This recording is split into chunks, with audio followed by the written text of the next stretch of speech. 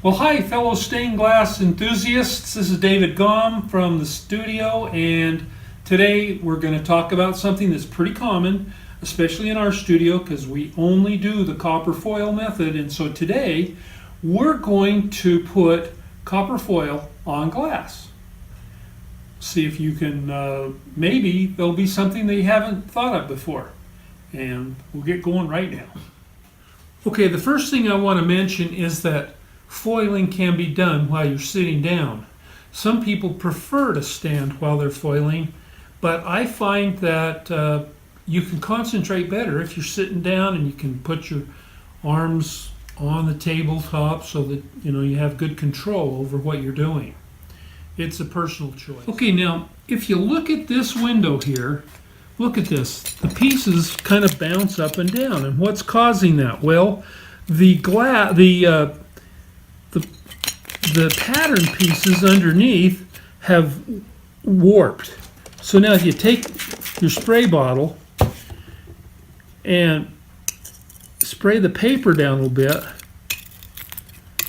that wets it, and it'll let the pieces sit down flat. It really irritates me to have my pieces floating around on me.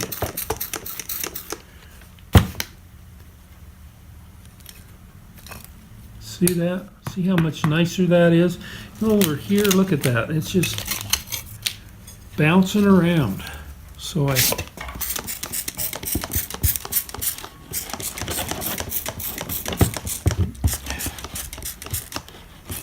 can't get it to spray since there's nothing in the bottle. All right. See how much nicer that is?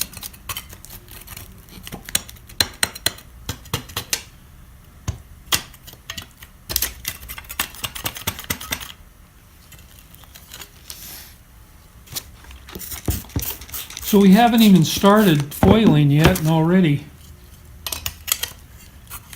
we're spending a lot of time. Okay, now over here I have some nails that have popped up a little bit, and so I have to kind of place them back in. So I'm just going to put these nails back in place so that the piece of glass doesn't slide out on me. Remember also that you always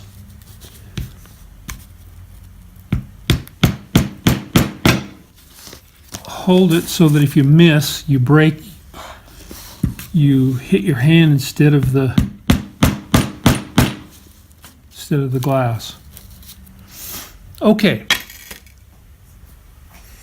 Now you'll notice that as the glass dried from the grinding process, it left some powder. So you want to take a rag and run it around the edge and on the sides as well, but you're trying to get it off the edge because you want this foil to stick well, and it'll still stick but not as well, and you want it to stick tight because that's what's going to make your window strong. Now I'm using 1/4 inch foil. You'll notice that I've got a caddy here with a whole bunch of different sizes of foil, and we do that so that we can keep them pretty much assorted while we're working, because occasionally you need a fat piece of foil or you need a really skinny piece of foil. But for the most part, in our studio, we stick with 1/4 inch foil. It simplifies things quite a bit. Now on this caddy, I'm just trying to clean things up a little bit. You poke it down into the hole down here. But what I really want to show you is how I get the new roll of foil started. What I do is I go to where it's taped up, and I put an X-Acto knife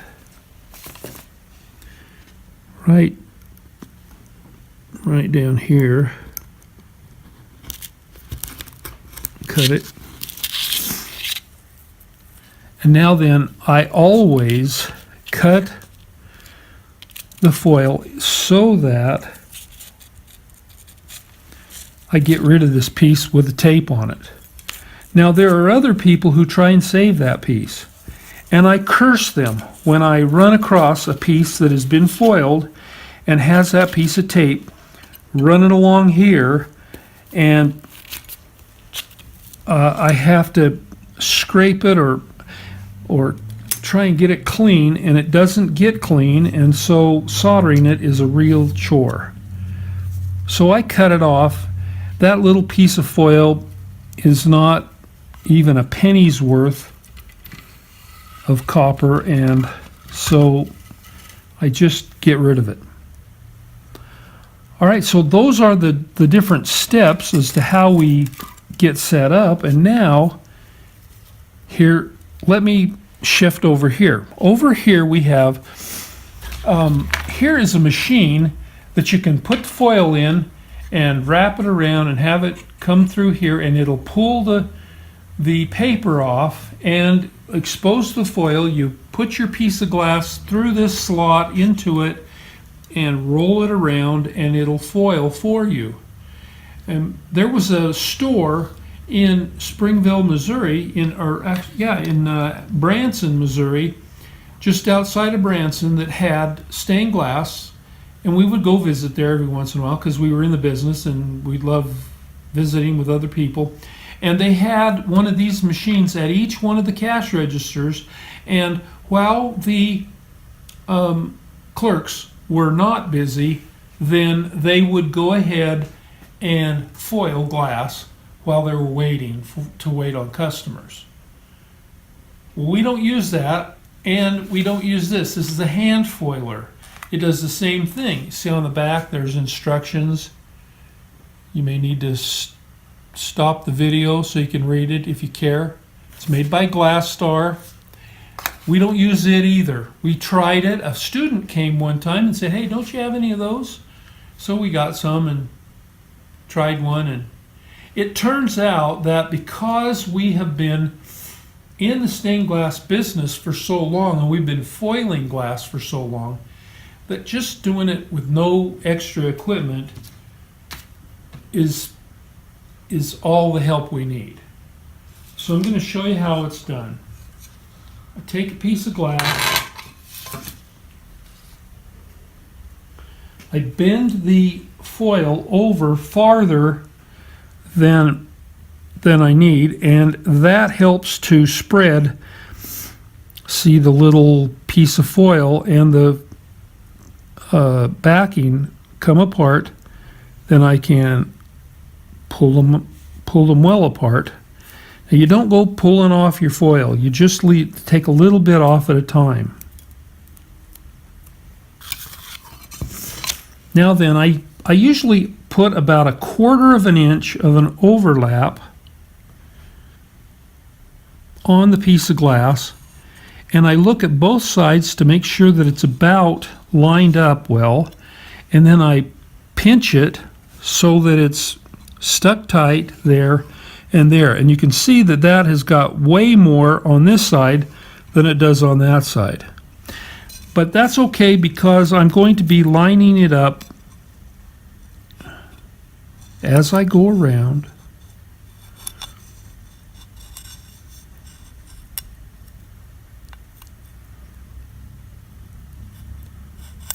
And when I get up to the top, I go back with my hand and I use the fleshy part of my fingers to roll back and forth, and then I pinch and roll all the way back so that it sticks well to the side. Now here I go up. I try to look at both sides to keep it, you know, fairly close to the same amount on each side of the glass. Once I get a bunch, then I go back and push it all on. Otherwise it's going to fall off. You know, it just isn't that sticky.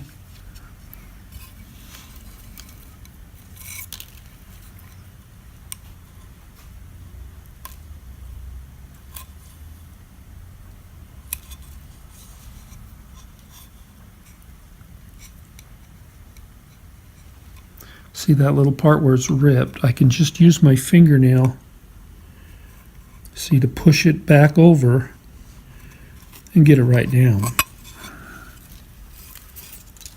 And then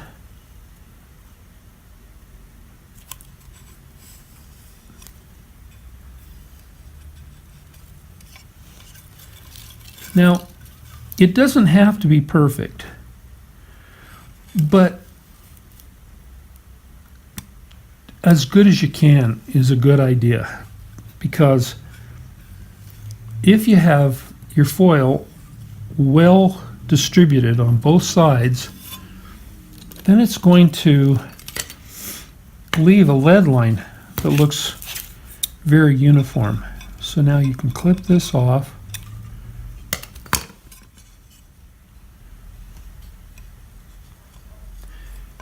And you see that little place where it's hanging over? You just take your X-Acto knife, trim right there, and pull it off so that when you're ready to solder it, it doesn't have that thing sticking out. Now the next thing is that you want to burnish it down. I've got junk on here. I think I had a woodworking project that happened at the same time as this. Okay, so see, I'm pulling towards the inside of the piece of glass, and I use the curved side, and I'm pulling it towards. Now, if you pull it like this, it has a tendency to kind of scrape it. But if you pull it like this, then it has a tendency to smoothly work its way around. We have people who try to do this, or would they try to get this end on. This end is for spreading your metal. Okay, and see how nice and professional looking that looks now? It just has a more finished quality to it.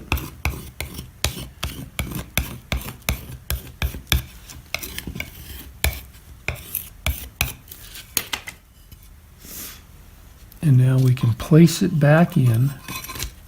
People often ask, well, where should I start? And I say, just start where you want to. But once again, you want to make sure and wipe that off. When I'm wearing work pants, I'll just wipe it off on my jeans quite often because it's quick. And then I want to show you another thing that I do that is quick. Now see, on a smaller piece, this goes a lot faster.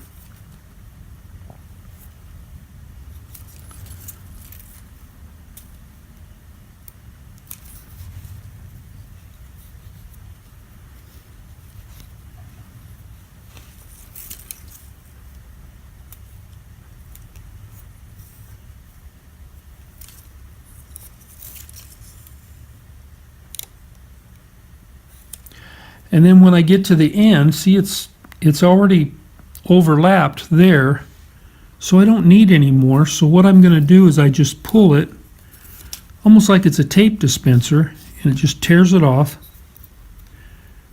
It's like your tinfoil dispenser, since that's metal and this is metal.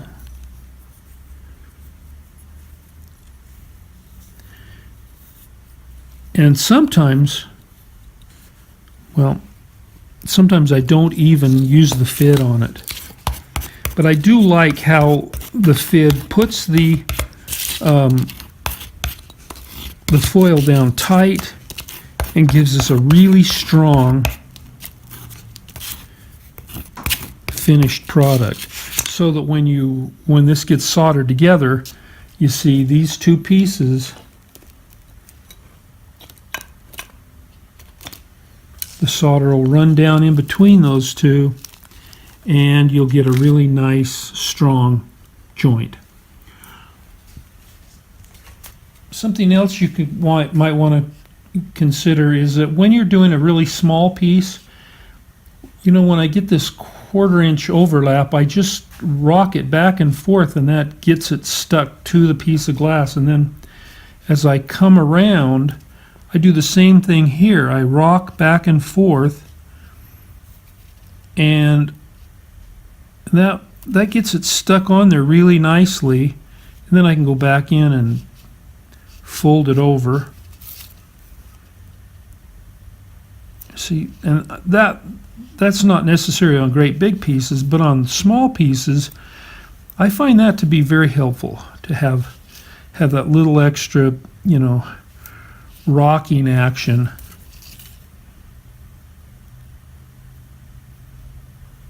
That helps me out, and then I can burnish that one down.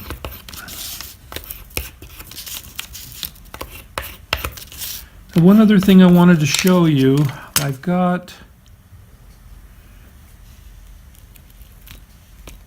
a longer piece that I pulled out because I wanted to show you what you do on a longer piece.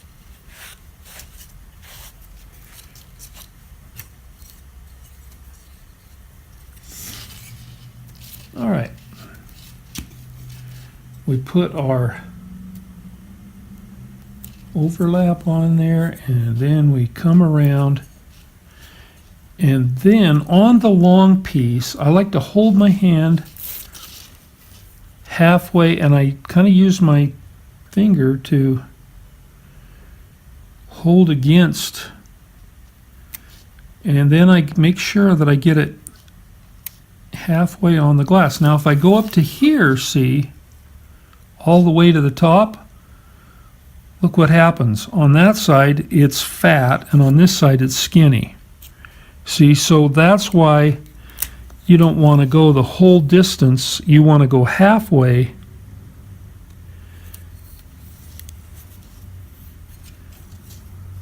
Get it placed just right. See, and then that way you get a better looking bead all the way up and down. And then let's see, I need to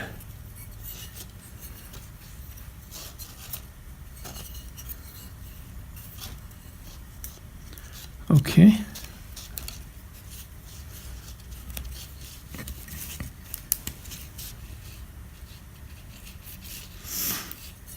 Now you'll notice that the piece over here is getting kind of long. Now Jeannie will leave hers on as long as she can, and she has a story to go with that, and I'll let her tell you that sometime. But I can't stand it because for me, the weight of it causes the foil to bend.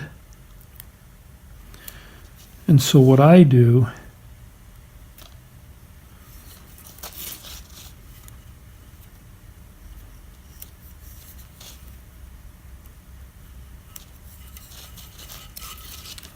is I get a fairly long one.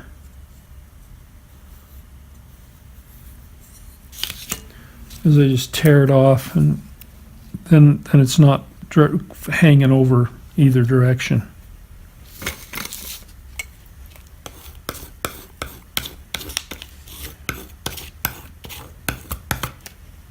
I think we must have sandblasted and then taken it off over by the window or something, because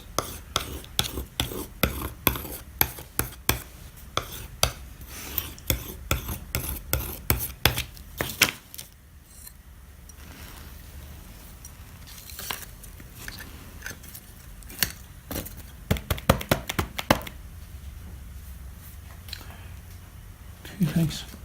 So, this has been David in the Stained Glass Studio. I hope you've already subscribed to us. If you haven't, hit subscribe and hit the bell. In addition to that, there's this little link thing here that'll take you to our website so that you can read about the classes, and you can even click a button and sign up for them right there. But that's what we do. We teach online, hoping that if you're going to be in Provo or Utah, or if you're going to be coming through, then we'd love to have you stop by and take a class. As always, it is very helpful to us. If you liked the video, click on the like button and also leave a comment. Comments help us to know whether we're hitting the mark, what else you'd like to know about, things of that nature. But thanks for being with us. See you next time.